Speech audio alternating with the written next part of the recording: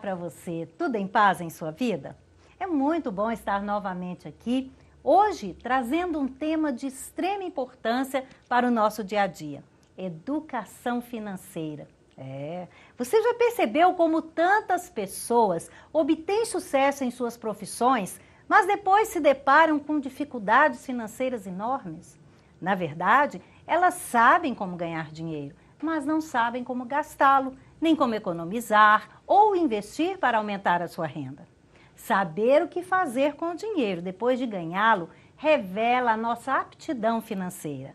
Robert Kiyosaki e Sharon Lester, que são autores do livro Pai Rico e Pai Pobre, e são também criadores das expressões "você se torna o que você estuda", e outra expressão: "se você quiser ficar rico, você precisa de uma alfabetização financeira".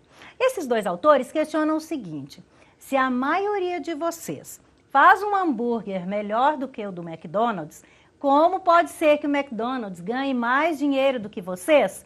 Sabe que até eu já pensei isso? E eles mesmos, os autores, respondem: é que o McDonald's é um ótimo sistema de negócios.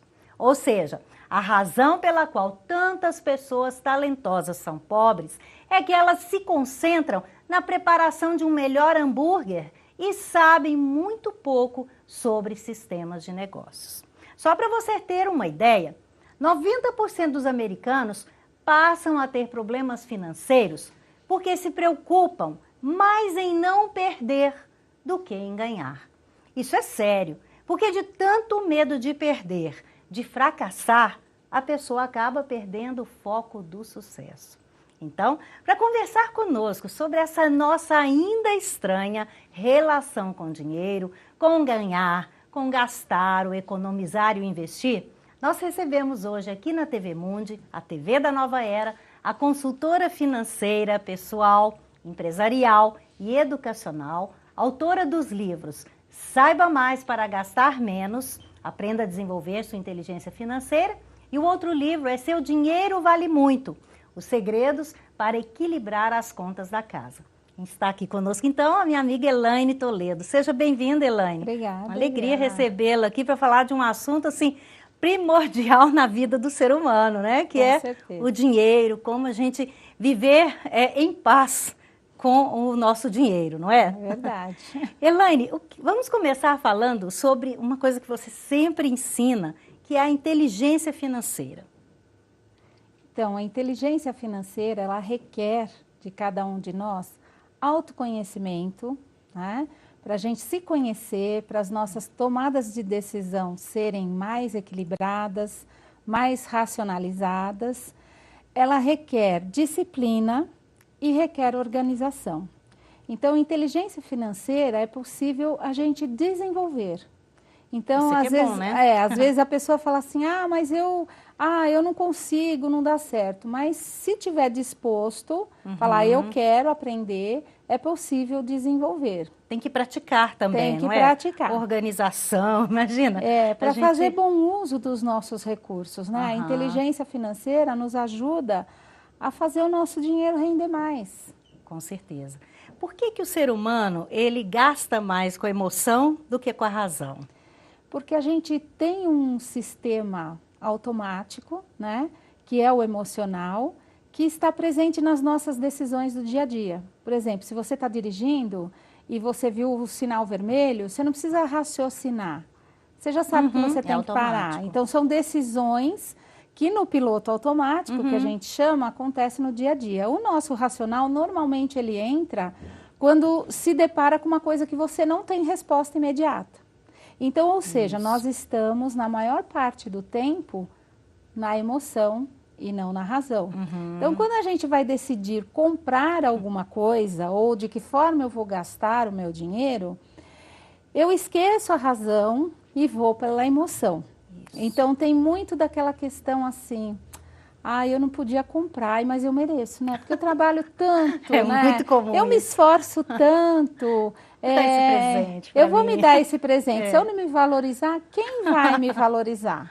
Então, a gente acha N justificativas para a gente fazer aquela ação, tomar aquela decisão de comprar. Totalmente emocional, né? Depois, aí vem a consequência.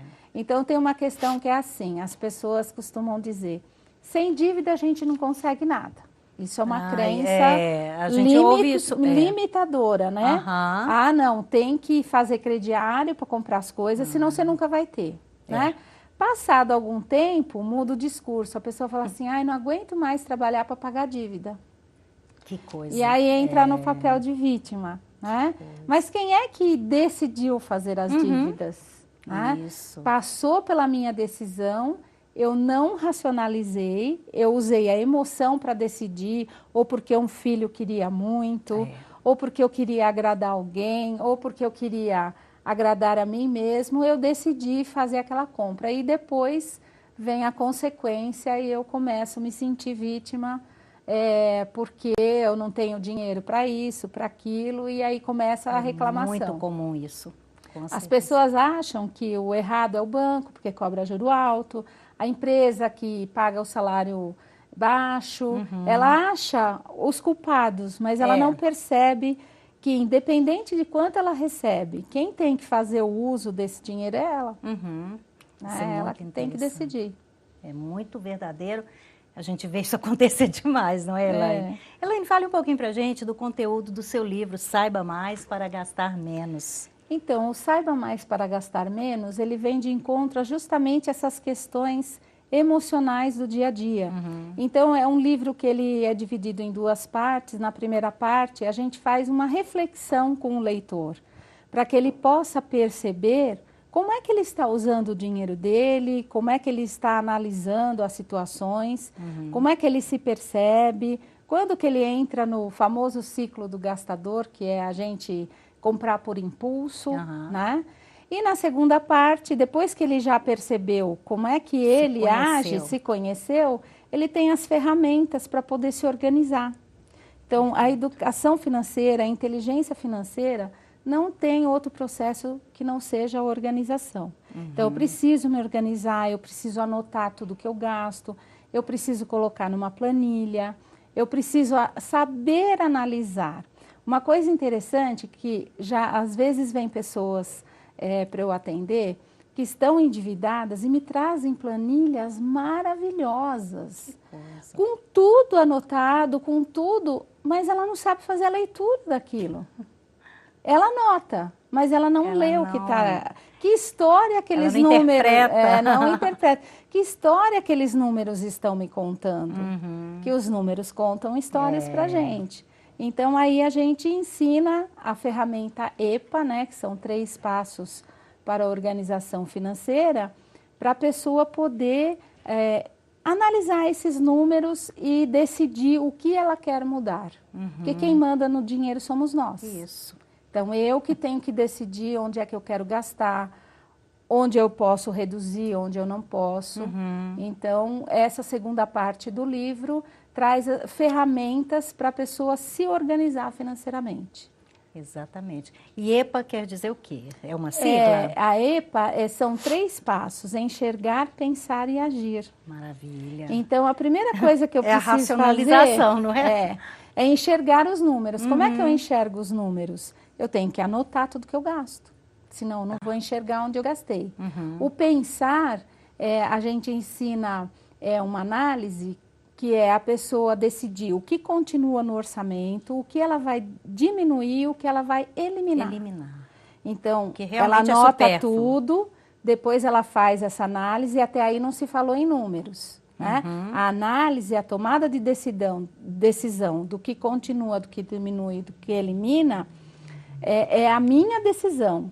Aí, o que continua igual, fica igual. O que elimina vai virar 0. O que eu tenho que agora ver? O que diminui, para quanto vai diminuir?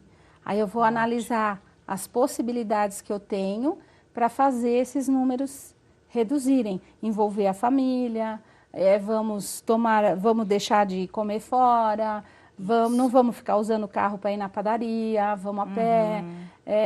Então, assim, cada um... Usar a academia do prédio. Usar a academia do prédio. Né? Tem coisas para... Parar de comprar roupa, porque a gente tem lá o guarda-roupa, dá para ficar aí um bom tempo. Creme, shampoo, todas essas coisas, às vezes fazer mesmo o cabelinho em casa, a unha em casa, se virar. Então, ou seja, envolver toda a família e ver quais possibilidades a gente tem de reduzir esses gastos para a gente entrar no controle.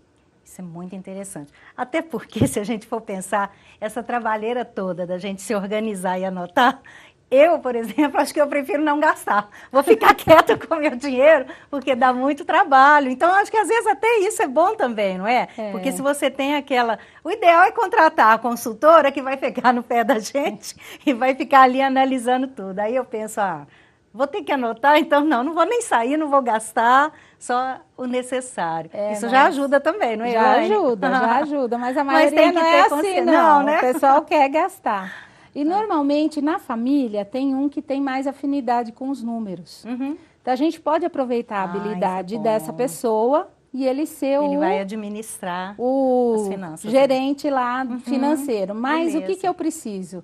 Trazer as informações. Claro. Então, todo mundo tem que estar anotando. Então, hoje tem a facilidade de você anotar no próprio celular, no bloquinho de notas do celular, você anota lá onde você gastou e depois passa para a planilha. Que beleza, né? Muito bom. Bom, nós vamos para um rápido intervalo, daqui a pouquinho a gente volta e aí nós vamos falar sobre filhos, a educação financeira com os nossos filhos desde pequenos. Fique ligado, voltamos já.